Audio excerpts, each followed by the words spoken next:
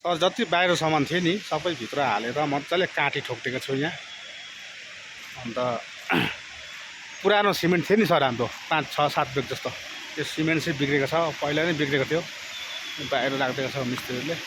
यहाँ सामान जति बाहिर थियो नि सबै भित्र हालिदिएर काँटी ठोक्दिएको छ यहाँ जस्तो सबै। अन्त यहाँ पनि मैले काठ पनि थन्काइदिएको छु यहाँ मजाले। अस्ति काठ काटेको थिएँ नि सबै यहाँ थन्छ। आधी यता छ, आधी पारी छ, ऊ पारी टेबल भएकोमा छ।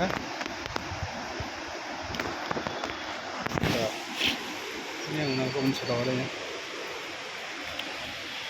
यहाँ छ। यो हाम्रो पुरानो प्लाई छ यहाँ, त्यो मजाले झोकेर ढुङ्गासँग राखिदिनु पर्छ।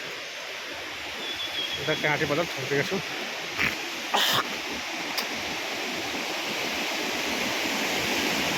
खोलाको चाहिँ यस्तो छ नजारा छ।